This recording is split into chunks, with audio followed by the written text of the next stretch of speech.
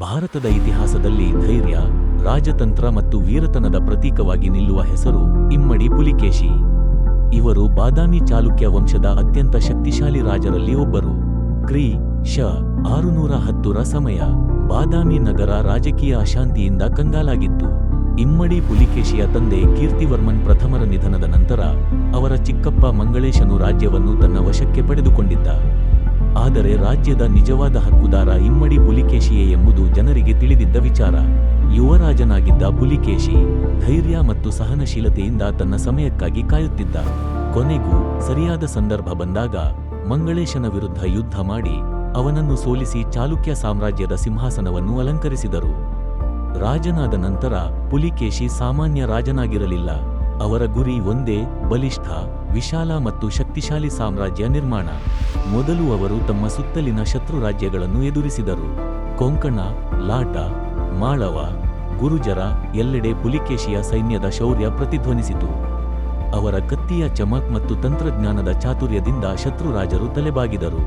ಆದರೆ ಇಮ್ಮಡಿ ಪುಲಿಕೇಶಿಯ ಹೆಸರು ಇತಿಹಾಸದಲ್ಲಿ ಅಚ್ಚಳಿಯದಂತೆ ಉಳಿಯಲು ಕಾರಣವಾದ ಯುದ್ಧ ಇನ್ನೂ ಬಾಕಿಯಿತ್ತು. ಉತ್ತರ ಭಾರತದ ಮಹಾಶಕ್ತಿ ಹರ್ಷವರ್ಧನ, ಗಂಗೆಯಿಂದ ನರ್ಮದೆಯವರೆಗೆ ತನ್ನ ಸಾಮ್ರಾಜ್ಯವನ್ನು ವಿಸ್ತರಿಸಿದ್ದ ಮಹಾರಾಜ ಹರ್ಷ ದಕ್ಷಿಣ ಭಾರತವನ್ನು ಗೆಲ್ಲಬೇಕೆಂದು ಕನಸು ಕಂಡಿದ್ದ. ಹರ್ಷವರ್ಧನನ ಸೈನ್ಯ ನರ್ಮದಾ ನದಿಯವರೆಗೆ ಬಂದು ತಲುಪಿತು. ಅಲ್ಲೇ ದಕ್ಷಿಣ ಭಾರತದ ಕಾವಲುಗಾರನಂತೆ ನಿಂತಿದ್ದನು ಇಮ್ಮಡಿ ಪುಲಿಕೇಶಿ. ನರ್ಮದಾ ನದಿಯ ತೀರದಲ್ಲಿ ನಡೆದ ಯುದ್ಧ ಭೀಕರವಾಗಿತ್ತು. ಉತ್ತರದ ಶಕ್ತಿಶಾಲಿ ಸೈನ್ಯ ಎದುರು ದಕ್ಷಿಣದ ಚಾಲುಕ್ಯ ಸೇನೆ ನಿಂತಿತು. ಪುಲಿಕೇಶಿ ಸ್ವತಃ ಯುದ್ಧ ಭೂಮಿಗೆ ಇಳಿದರು. ತಮ್ಮ ತಂತ್ರಜ್ಞಾನ, ಶೌರ್ಯ ಮತ್ತು ನಾಯಕತ್ವದಿಂದ ಅವರು ಹರ್ಷವರ್ಧನನ ಸೇನೆಯನ್ನು ಸೋಲಿಸಿದರು. ಈ ಸೋಲಿನ ನಂತರ ಹರ್ಷವರ್ಧನ ಮತ್ತೆ ದಕ್ಷಿಣದ ಕಡೆಗೆ ಕಾಲಿಟ್ಟಿಲ್ಲ. ಈ ವಿಜಯದಿಂದ ಇಮ್ಮಡಿ ಪುಲಿಕೇಶಿಗೆ ಒಂದು ಗೌರವದ ಬಿರುದು ಸಿಕ್ಕಿತು: ದಕ್ಷಿಣಾಪತೇಶ್ವರ, ದಕ್ಷಿಣ ಭಾರತದ ಅಧಿಪತಿ. ಇಮ್ಮಡಿ ಪುಲಿಕೇಶಿ ಕೇವಲ ಯೋಧ ಮಾತ್ರವಲ್ಲ, ಅವರು ಕಲೆ, ಸಂಸ್ಕೃತಿ ಮತ್ತು ವಾಸ್ತುಶಿಲ್ಪಕ್ಕೂ ಮಹತ್ವ ಕೊಟ್ಟ ರಾಜ. ಅಜಂತಾ ಗುಹಾಚಿತ್ರಗಳು, ಬಾದಾಮಿ ಗುಹಾ ದೇವಾಲಯಗಳು ಇವೆಲ್ಲವೂ ಅವರ ಕಾಲದ ವೈಭವವನ್ನು ಇಂದು ಕೂಡ ಹೇಳುತ್ತವೆ.